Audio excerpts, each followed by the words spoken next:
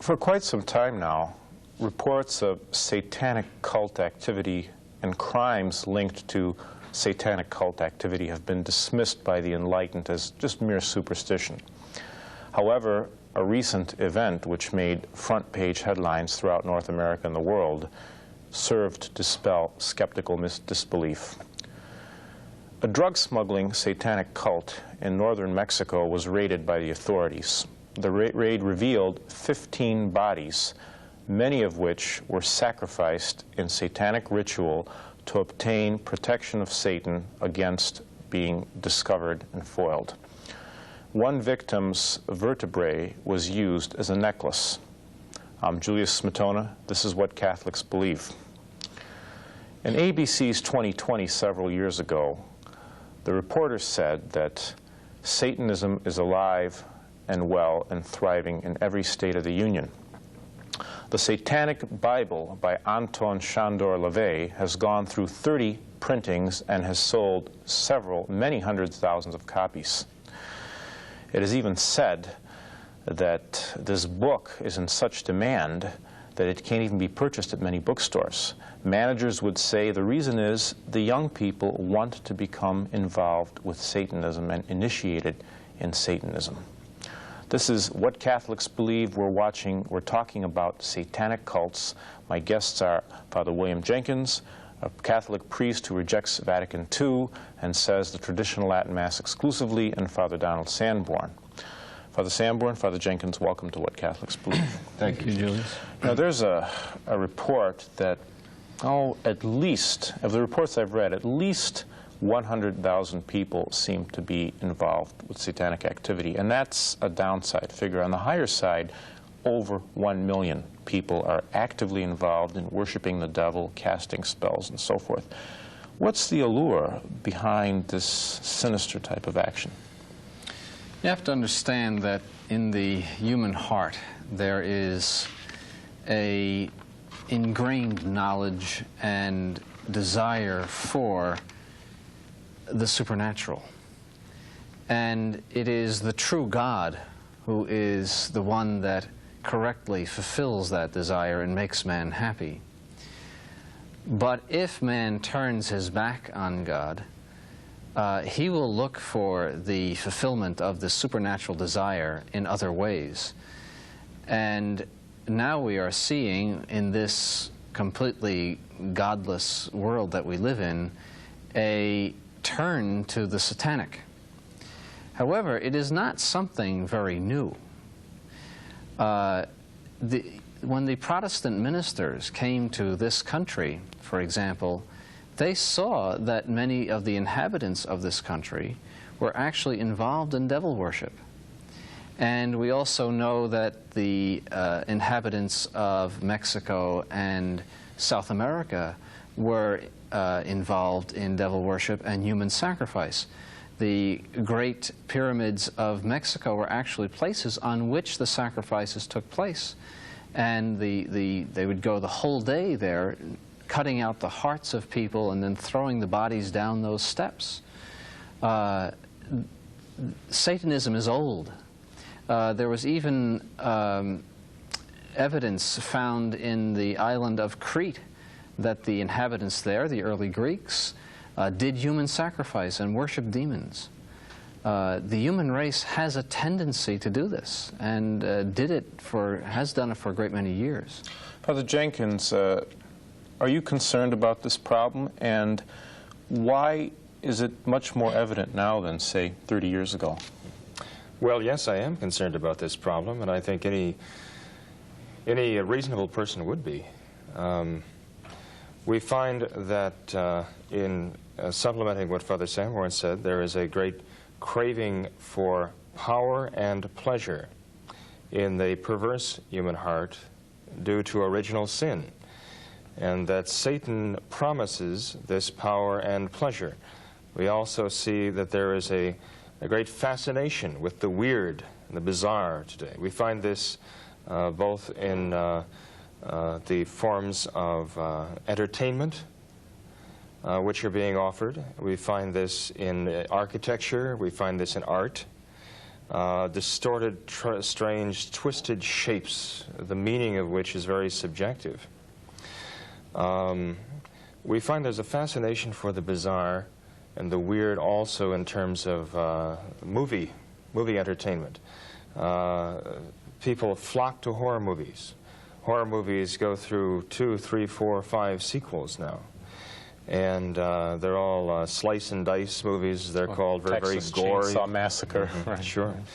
And there's something in the human spirit that is coming out now that has been somewhat repressed or held in check for centuries by the true faith, by the Roman Catholic faith. It is all gushing out now with a vengeance. And I am very, very concerned about this. The result of this is supposed to be a worldwide satanic religion, which is going to glorify the lusts of a fallen human nature, which is going to worship Satan, but Satan with the face of a man. Father Sanborn.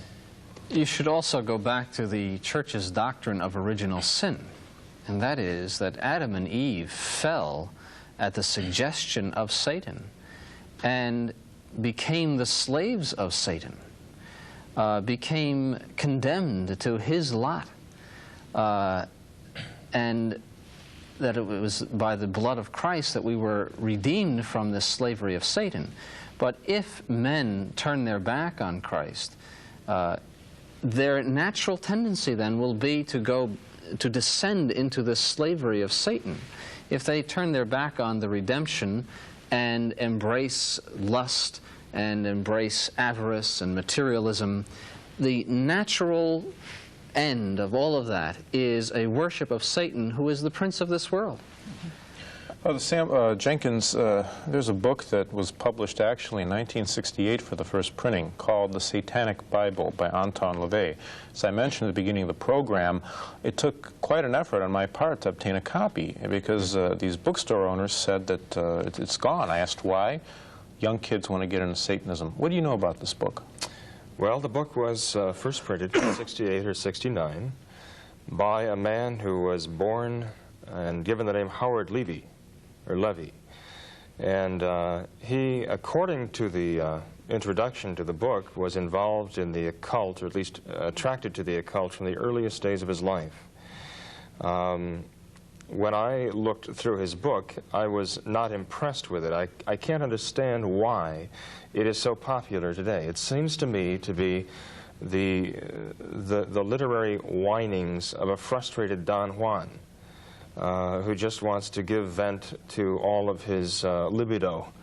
But evidently it holds a great attraction for many young people today. I think the book basically is like a declaration that we are going to worship now everything that we should be ashamed of. St. Paul in his epistle to the Romans talks about gods being their stomachs. Well, I think that is true of LaVey and those who read his book and fall for it.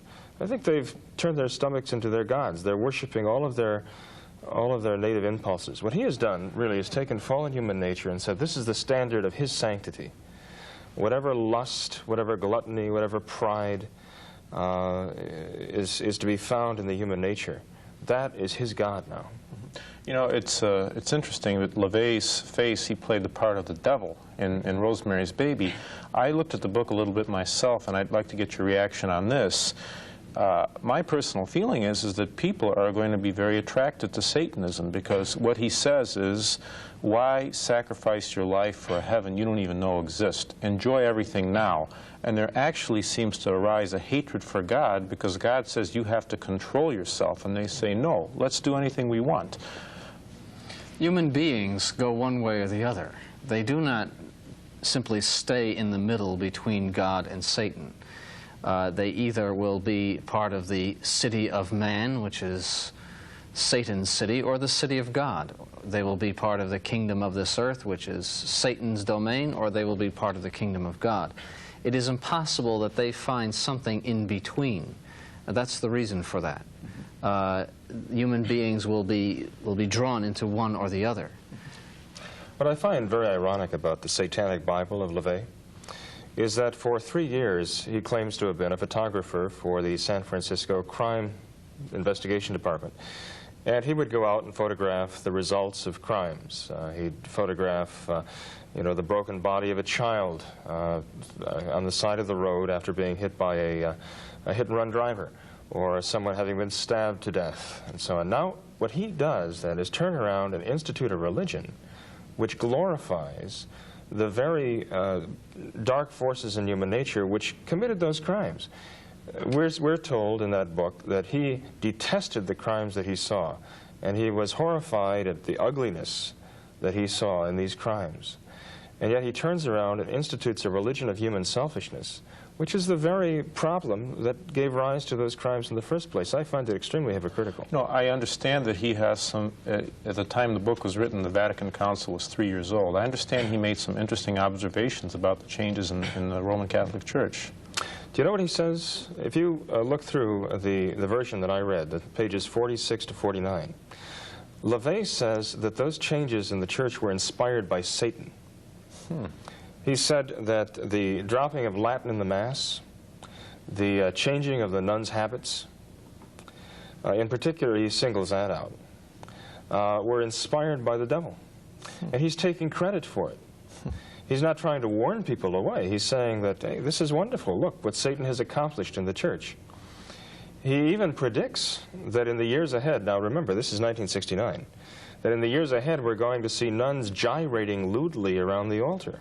And of course, in the years since then, we've seen these liturgical dances around the table they have at their modern so-called masses, and women in leotards prancing around there. So, see, LaVey knew what he was talking about. The devil knew what he was out to accomplish. But what I found very interesting as an introduction to his statement about what the church did and how Satan is so happy about it, he said that the more liberal the church becomes, the more satanic it becomes. And he complains in that book. He says, look, why don't they just admit it, that they are actually working toward establishing a satanic religion? Why do they continue being so sanctimonious and hypocritical in saying that they're still Christian? He says what they should do is simply come out and acknowledge that they are becoming satanic, and that Satanism really is the religion of the future. This is what Catholics believe. I'm Julie.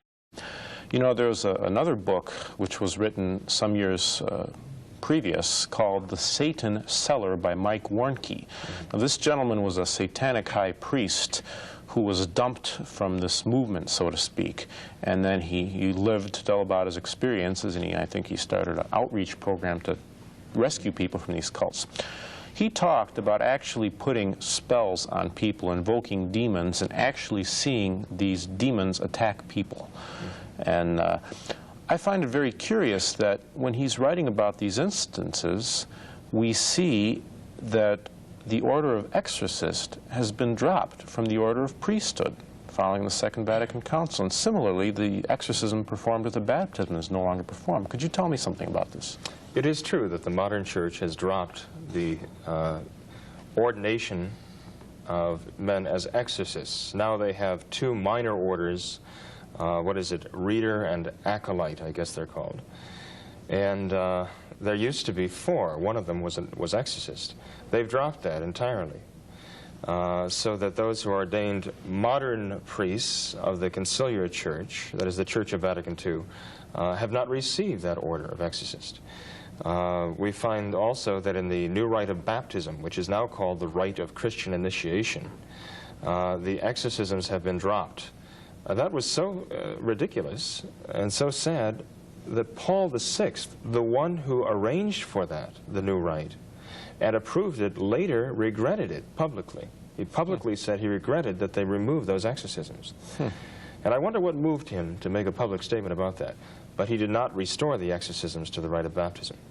I think what we find here is that there is not only a disregard of the modern church for the powers of the devil, but in some ways almost a kind of collusion with the powers of the devil.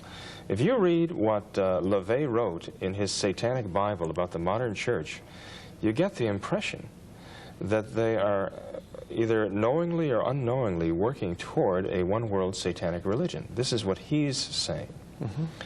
And of course, he's crowing about it proudly. But for us, it's a fearful thing.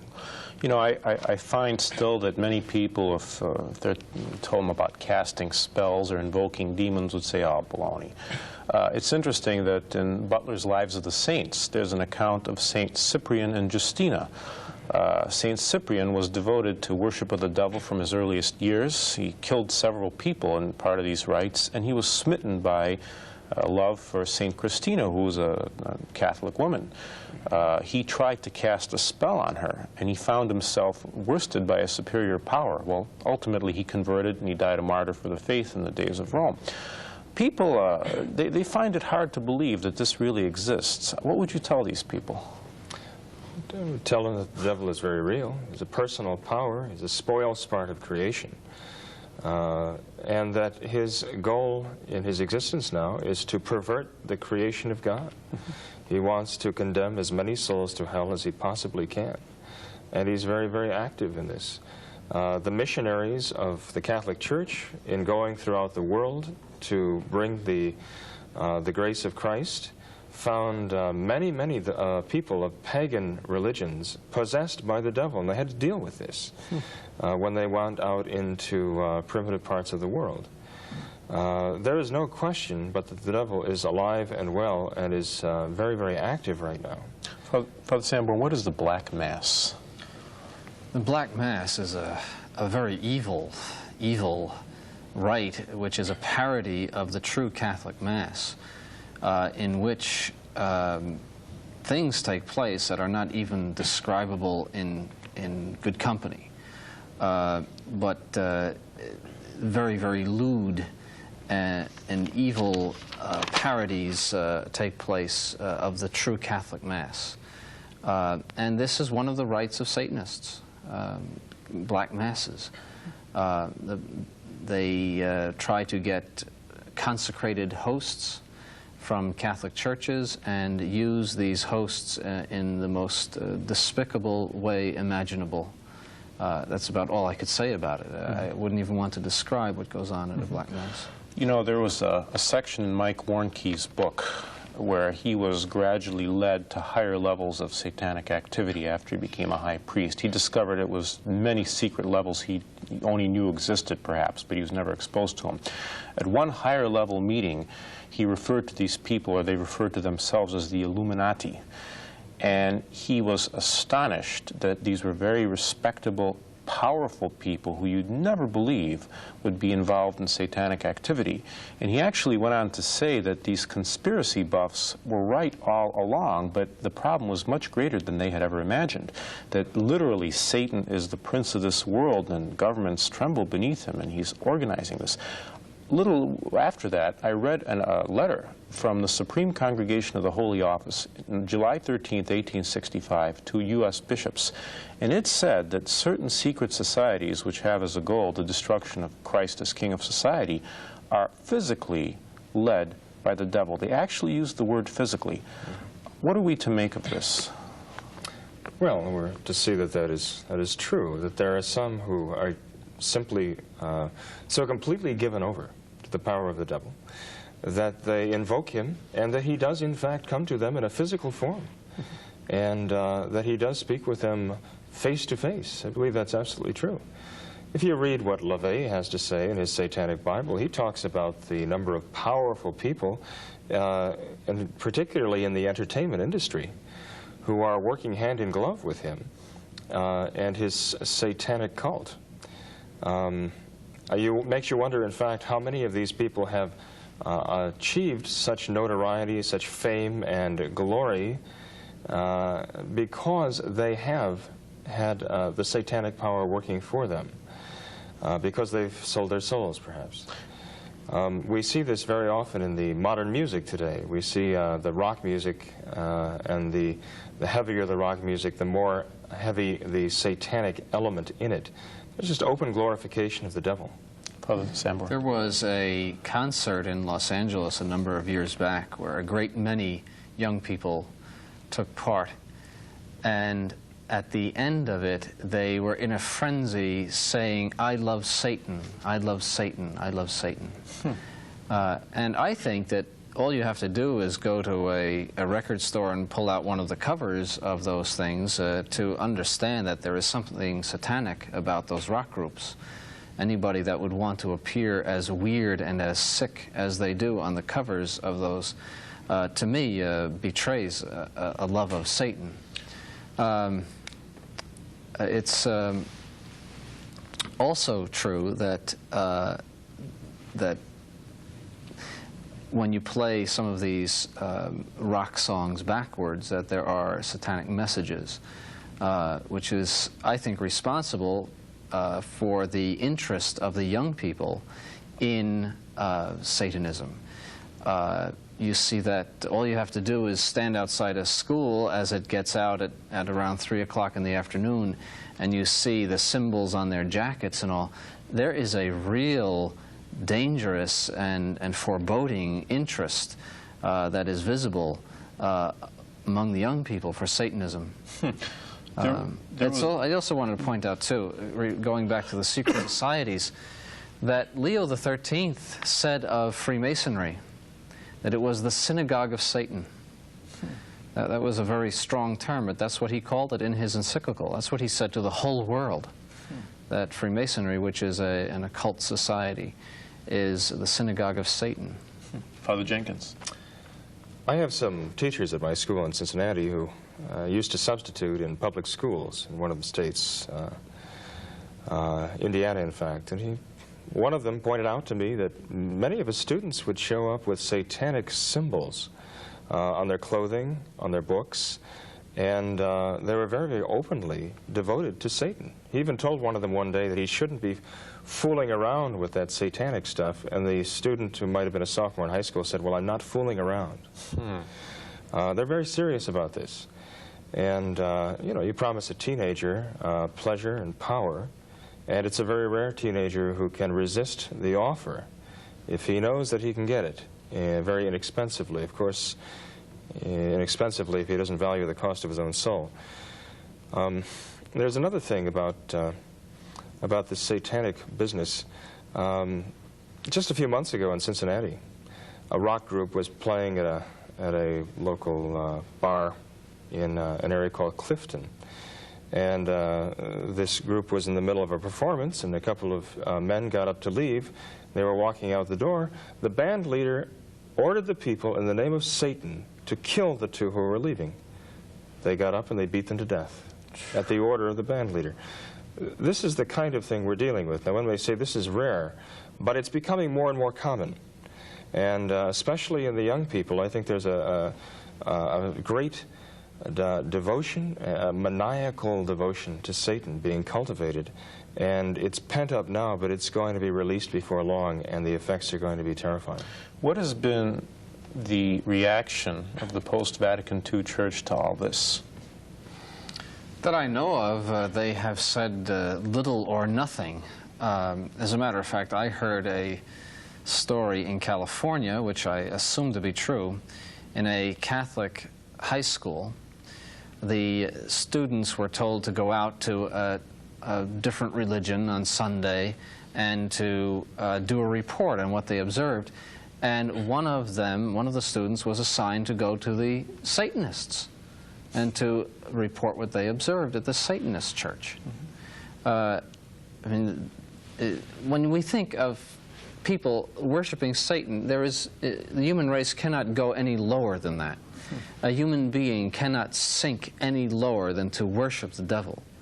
And the Catholic Church, in the face of this terrible corruption of the youth, not only of its own Catholic youth, but also of all youths, should be most vocal and should be taking strong steps to protect the young people and everyone from this. Father Jenkins, we're running out of time, but I'd like to ask you one final question. We've seen this historically, that people can be attacked by demons and so forth.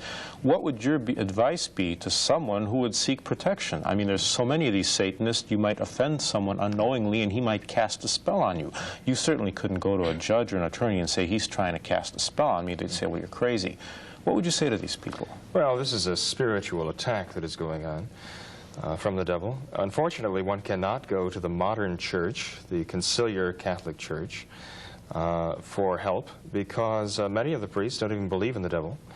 And even those who do seem to think about this whole satanic cult thing as a matter of psychology.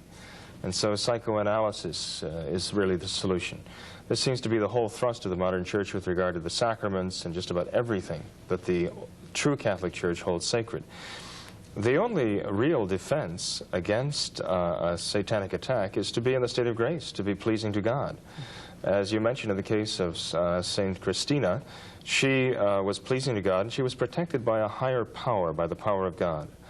Those who are attracted or beset by the power of the devil should realize that the devil is actually just a creature like ourselves. He can do absolutely nothing unless God permits him to do it. And so if we abandon ourselves into his power or leave ourselves vulnerable to him, we should expect that we're going to be in big trouble with him. But if we stay in the state of grace and live good lives, practice our Catholic faith, the true Catholic faith, we shouldn't have to worry. Father Jenkins, Father Sanborn, thank you for a fascinating half hour. This has been